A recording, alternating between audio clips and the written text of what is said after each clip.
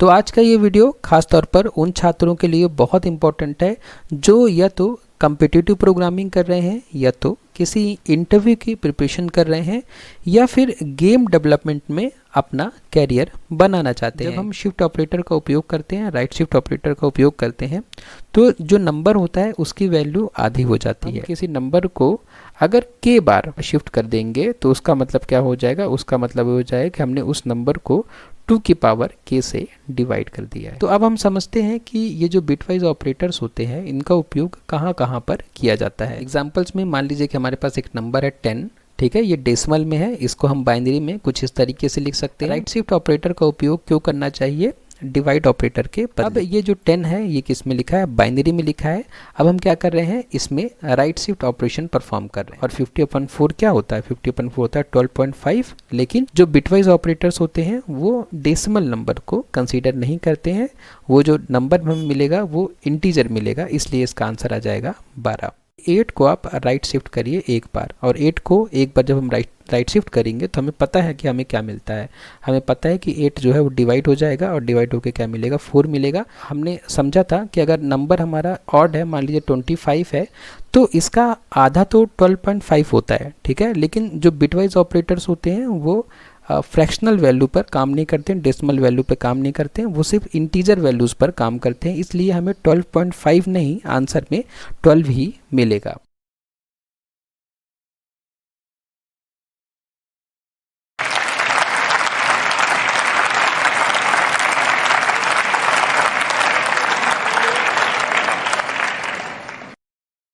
सी programming सीखने की series के आज के इस वीडियो में हम प्रॉब्लम नंबर 49 को सॉल्व करेंगे।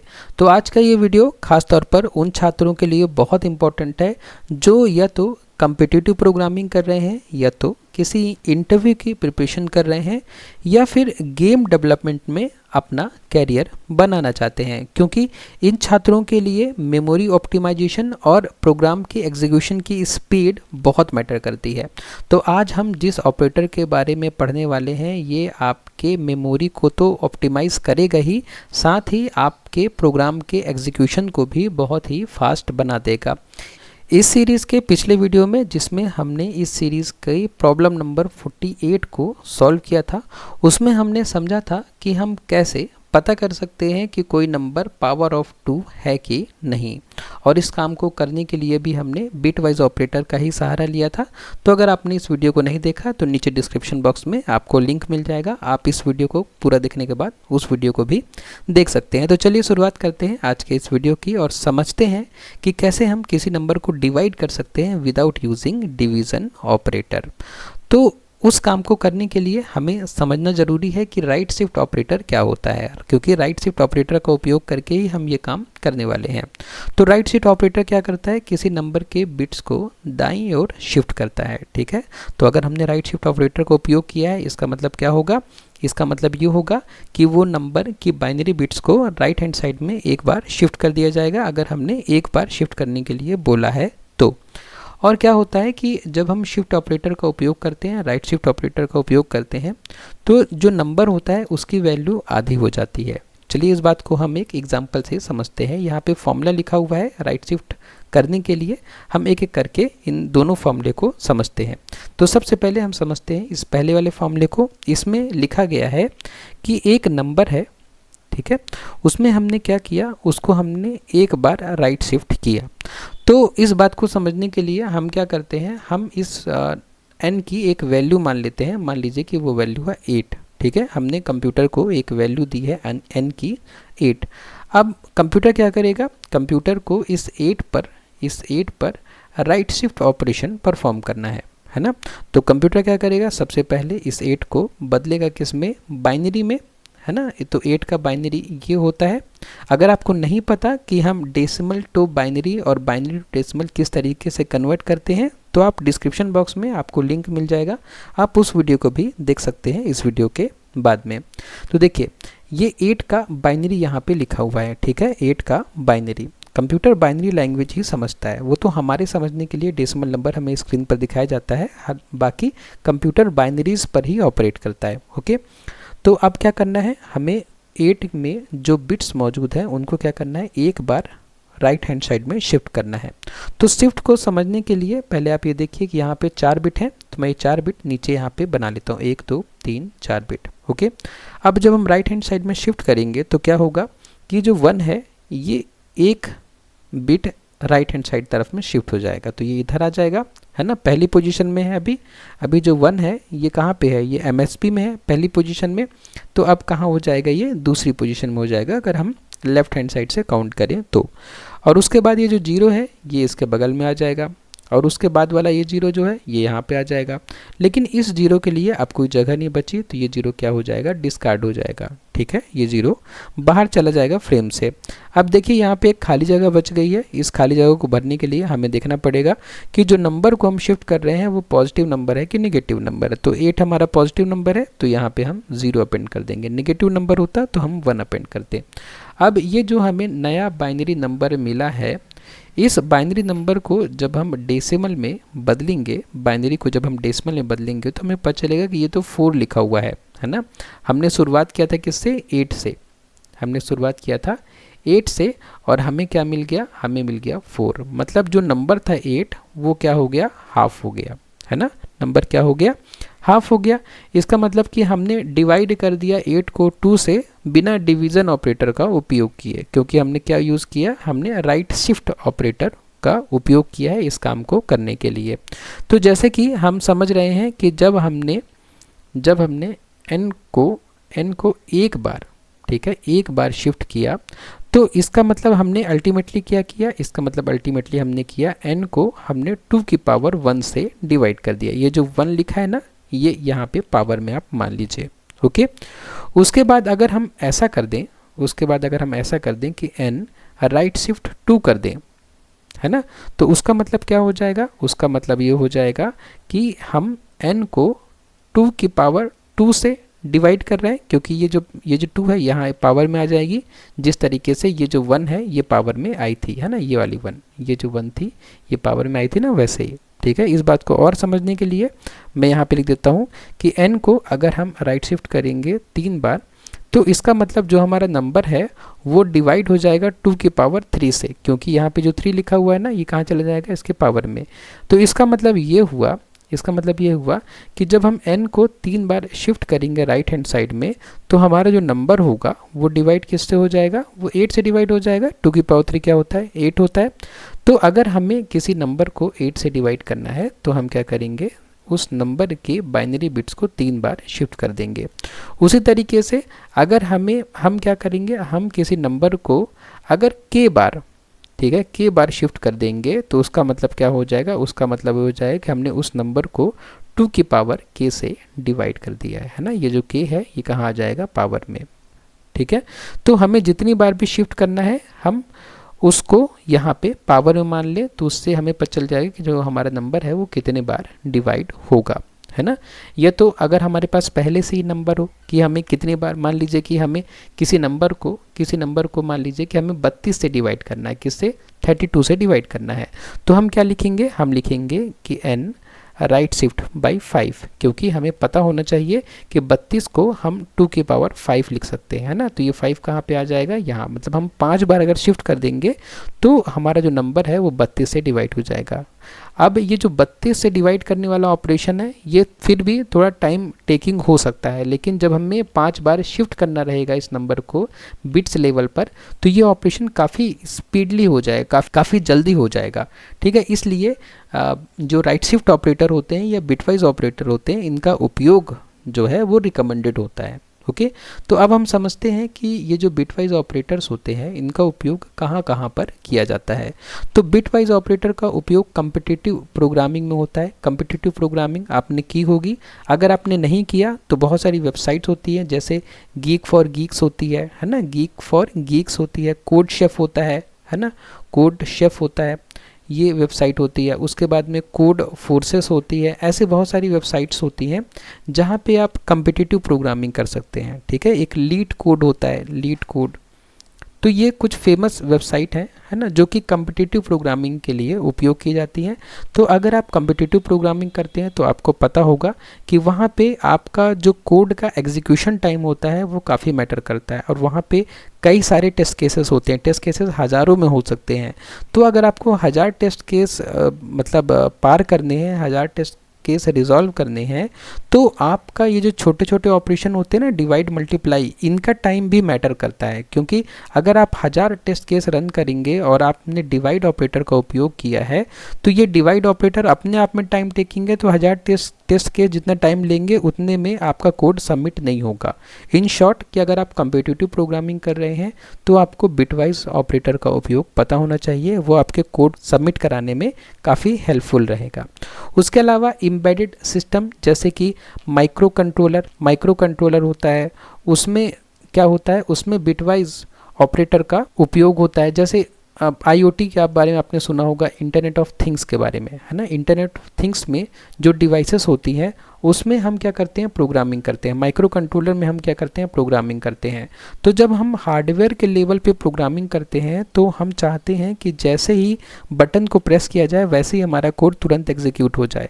और कोड को तुरंत एग्जीक्यूट करने के लिए हम क्या करते हैं, बिटवाइज ऑपरेटर्स का उपयोग करते हैं, क्योंकि बिटवाइज ऑपरेटर ऑलरेडी बिट्स के लेवल पर ही काम करते हैं। तो उससे हमारे जो कोड्स होते हैं उनका एग्जीक्यूशन फास्ट हो जाता है। उसके अलावा गेम डेवलपमेंट आप लोग समझते ही है कि ज़रा से भी अगर गेम में लैग हुआ, है ना, या हमारा जो गेम है वो एग्जीक्यूशन के टाइम में ज़्यादा मेमोरी ले रहा है, तो वो गेम फिर किसी काम का नहीं होता है। इसलिए जब भी हम गेम डेवलपमेंट की तरफ जाते हैं, गेम डेवलपमेंट की फील्ड में जाते हैं, तो हमारा जो मेमोरी ऑप्टिमाइजेशन होता है और कोड की एग्जीक्यूशन की जो स्पीड होती है वो काफ़ी मैटर करती है। तो यहाँ पर भी आप क्या कर सकते हैं, बिटवाइज ऑपरेटर का उपयोग कर सकते हैं।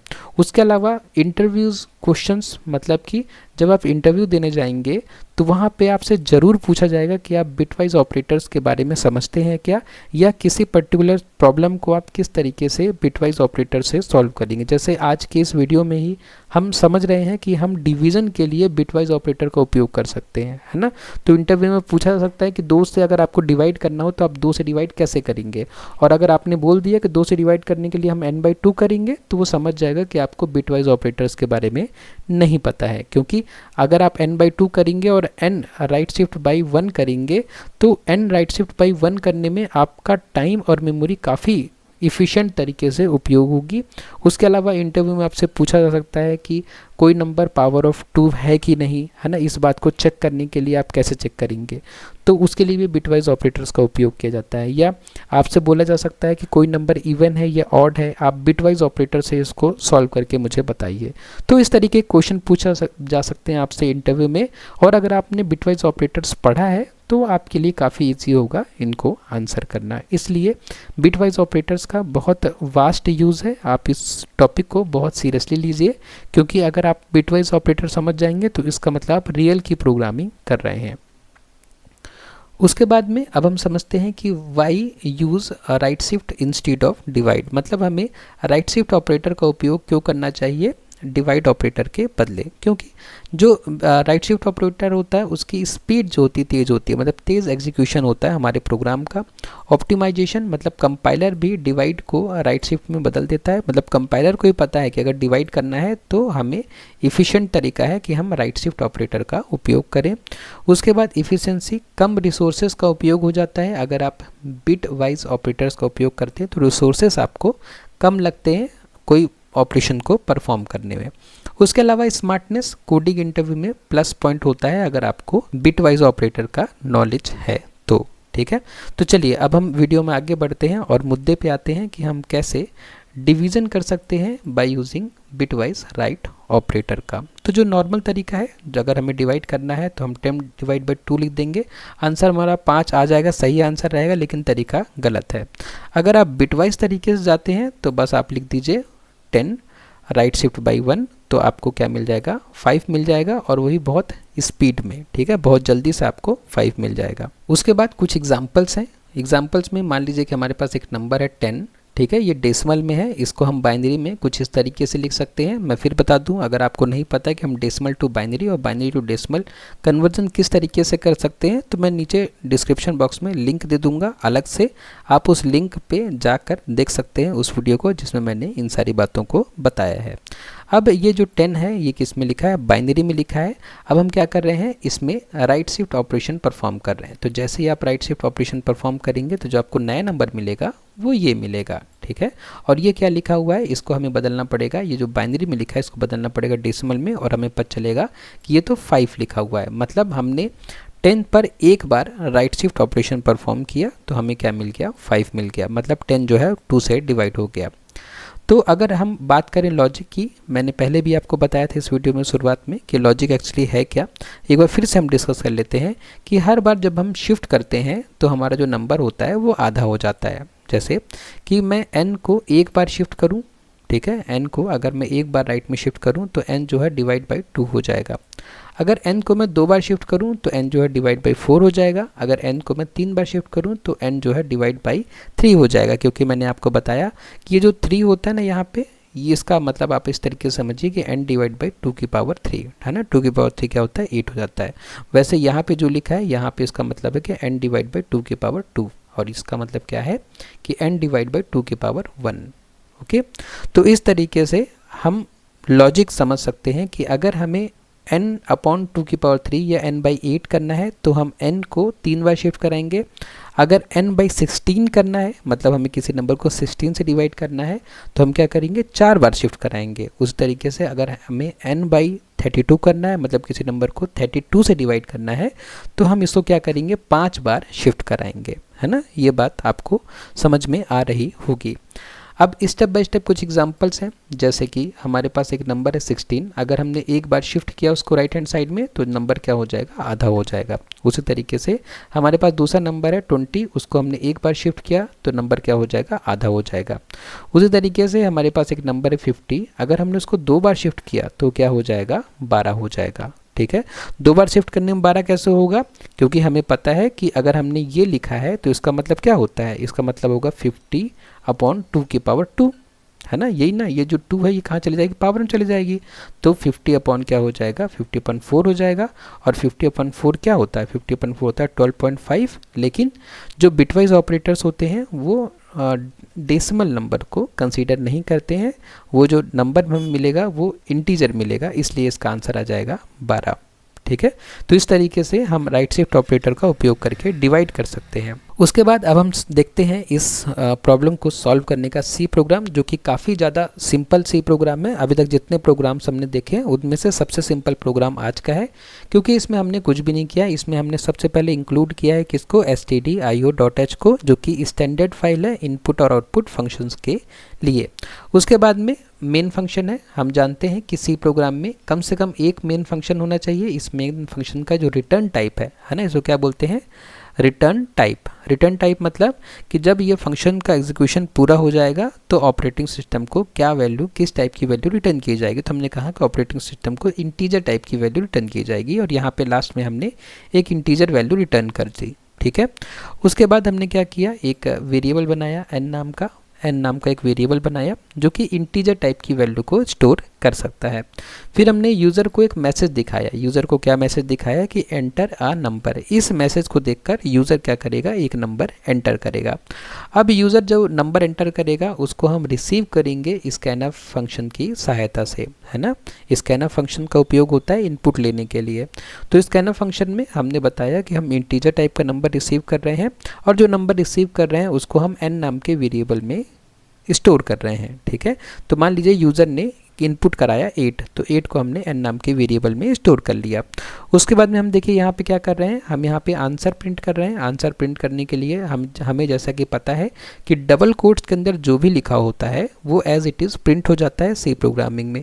तो डबल कोट्स के अंदर क्या लिखा हुआ है, रिजल्ट, ऐसा लिखा हुआ है ना, रिजल्ट, फिर ये कॉलन, फिर ये परसेंटेज डी लिखा है, तो परसेंटेज डी की वैल्यू हमें कहाँ से मिलेगी, यहाँ से मिलेगी, जो भी कॉमा के बाद लिखा हुआ है। तो कॉमा के बाद क्या लिखा हुआ है, कॉमा के बाद लिखा हुआ है कि 8 को आप राइट शिफ्ट करिए एक बार, और 8 को एक बार जब हम राइट शिफ्ट करेंगे तो हमें पता है कि हमें क्या मिलता है, हमें पता है कि 8 जो है वो डिवाइड हो जाएगा, और डिवाइड होकर क्या मिलेगा, 4 मिलेगा।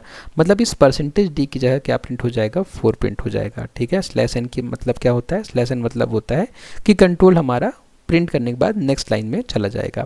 उसके बाद में रिटर्न 0 हो जाएगा और ये हमारा प्रोग्राम का एग्जीक्यूशन बंद हो जाएगा। और इस तरीके से हम अगर 8 इनपुट करते हैं तो हमें आउटपुट में 4 मिल जाएगा। तो अगर इनपुट मान लीजिए 10 करते हैं तो आउटपुट में क्या मिलेगा, 5 मिलेगा, नंबर हमारा 2 से डिवाइड हो जाएगा।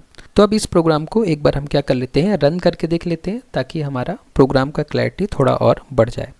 तो ये वो सी प्रोग्राम है जो कि हमने अभी समझा था। इस सी प्रोग्राम के जरिए हम क्या कर सकते हैं, किसी नंबर को 2 से डिवाइड कर सकते हैं विदाउट यूजिंग डिवाइड ऑपरेटर। मतलब हम डिवाइड ऑपरेटर का उपयोग नहीं करेंगे और हमारा नंबर 2 से डिवाइड हो जाएगा।